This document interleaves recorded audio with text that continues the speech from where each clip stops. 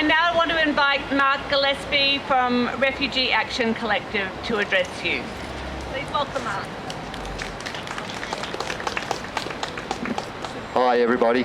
I'll just acknowledge first that we're standing on Aboriginal land and that this land was never ceded, and I'll acknowledge the traditional owners in Brisbane, the Turrbal people and the Yagara people.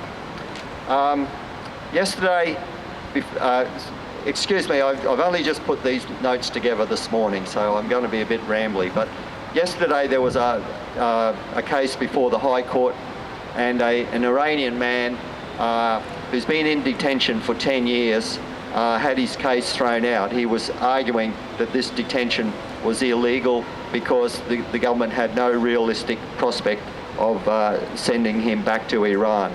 But the Iranian man was not cooperating with the Australian government, and he wouldn't apply for a visa to go back to Iran.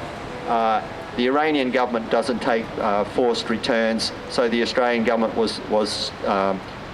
couldn't return him. So what they did instead was put him in indefinite detention. Shame.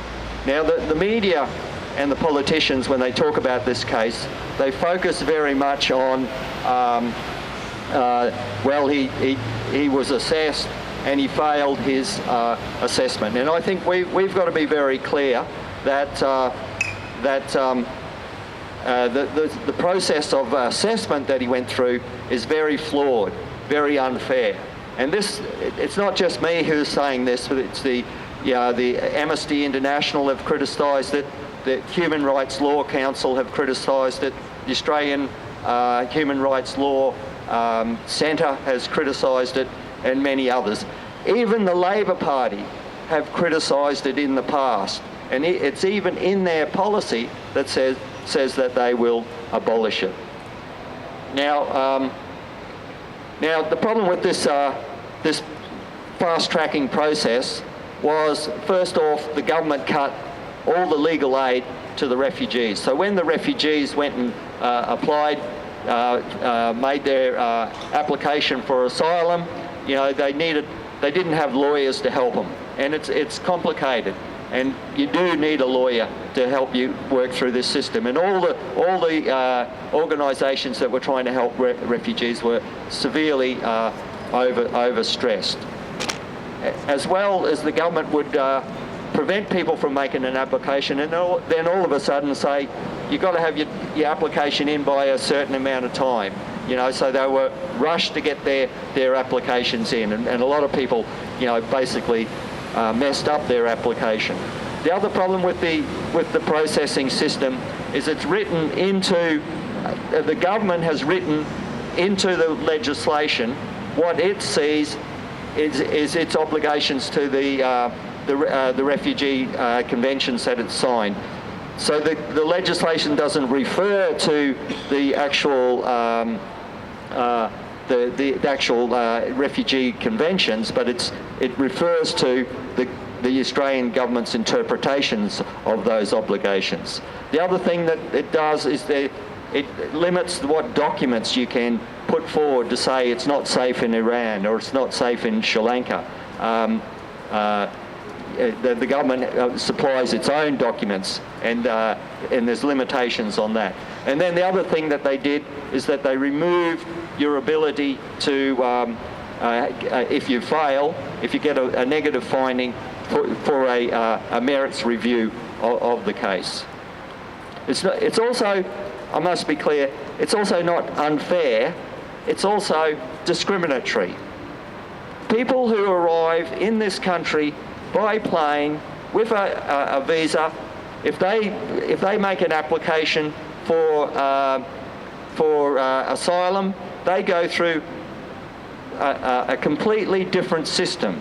So you've got two systems, and this system was set up by Scott Morrison in 2014, and it applies only to people who arrive by boat without a valid visa.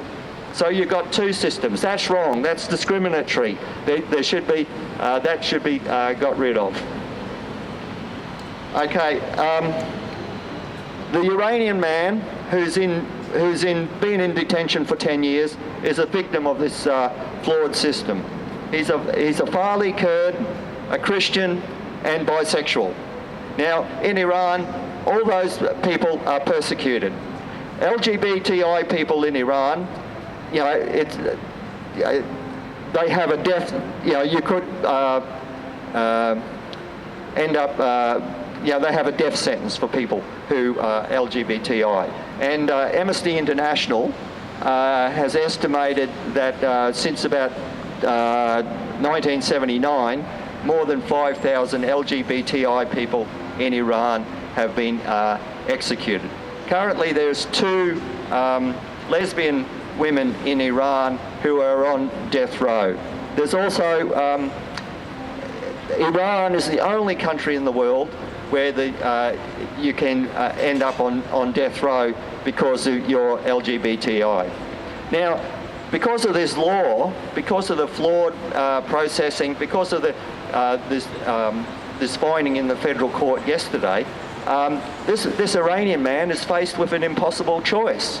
He either makes an application and goes back to Iran and faces a possible death sentence, or he stays in detention even longer. And if Labor gets this bill through the Parliament, it can be made even worse because he can be charged and criminalised and actually sent to jail for not cooperating with the government. This just isn't just. And but you know, I think what we have to remember is there's been plenty of times when we haven't gotten justice through the courts. Think about the Moragappan family.